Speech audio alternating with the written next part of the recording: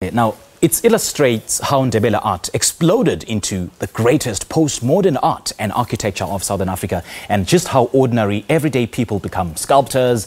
Now, hearts have become palaces, beaded paintings become the expression of individuality. Now, that's the Postmodern Ndebele exhibition at the Phansi Museum, which will be opened by the chairperson of architecture at the University of KwaZulu-Natal, Professor Franco Frescura, later on this morning. And Professor Frescura, who has done extensive work on Ndebele culture and way of life, joins us now from our Durban studios to tell us more. A very good morning to you, Professor. Thank you so much for joining us. Now, speak to us about the exhibition that takes place at the museum. What's it all about? The Ndebele, as you know, are a high-felt group who migrated there about 500 years ago. And much of the art, as well as the architecture, I suppose, can be seen in the context of a struggle against colonialism and subsequently apartheid, that the woman came out and created this artwork as part of creating an identity for the group, as well as expressing their own identity themselves. Now, we just mentioned that it is actually a struggle against colonialism. Why do you think, though, it is important to see these works of art? Well, apart from the fact that it is women's work, men do not paint traditionally. It is a way for the women to express their fertility. They only start painting the walls once they've had their first child, and in the process they've given their man, their husband, a voice in the Council of Men. But also it is a design which is transmitted to their daughters and granddaughters via these aprons. The designs are made as part of the wedding process. They are finished by the daughter, who then takes it to a new home, and she then paints the mother's designs in an amended form. She's got the right to redesign them, I suppose. But she then passes them on to her own daughter down the line. And we're now in the fourth or fifth generation that this has happened, that we can identify the lineage of the woman, although obviously the daughters take on the husband's surname, as is common practice. Now, Professor, given the extensive research you've conducted on Ndebele art, how has this Ndebele art exploded into the greatest postmodern art and architecture in Southern Africa?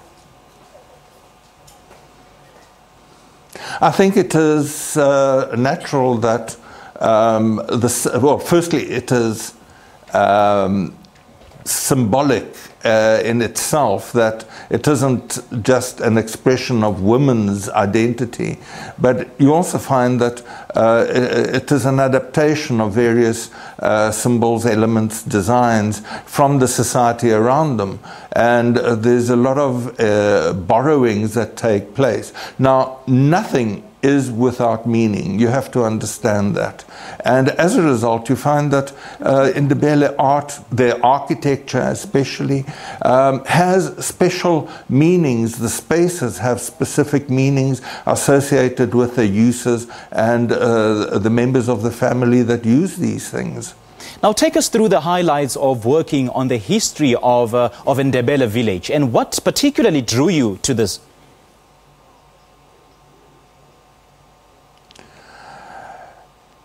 Funnily enough, I began with an interest in housing. That I felt that I'm talking about 1975 now, as a student, I felt that we were not looking at housing from an indigenous knowledge system point of view, that it was pretty much an imposed colonial pattern.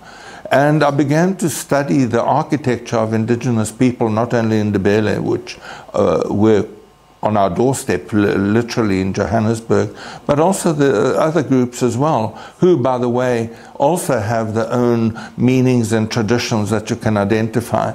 And by looking at what was being done in the rural areas specifically, we found that they were giving us clues. People were giving us clues in the rural areas as to the kind of direction that we should be taking place when doing design of housing in urban areas. Of course, this has been largely ignored in the last 30 years. But that doesn't mean that the symbols and the nature of the architecture that we should be designing for was not being provided by the people themselves. That is so sad, Professor. Now, I presumed there's plenty you've learned in your research. What is it really, and what will you take away from this exhibition? The exhibition is, well, the Phansi Museum as a whole is a fantastic collection of art, beadwork, dress, wood carvings, and pottery of the people of South Africa as a whole. In my opinion, it's probably the best such exhibit in Africa, if not the world. And as a collection, it gives you a wonderful opportunity of doing comparative analysis, seeing the various families that are displayed, their artwork is displayed on the walls. And it gives you the opportunity of being able to bring it all together and come to conclusions that normally you wouldn't arrive at, because most people collect one or two pieces and then they don't bother finding out who the artist originally was. Here, the artist, the family name, these things are all recorded. The dates of acquisition, they're all faithfully recorded, and it allows scholars to be able to tap in to this resource and see it as a totality. Well, Professor, I'm in awe already. This is by far one of the most fantastic depiction of Ndebele culture and way of life. Great chatting to you this morning. Thank you so much for your time.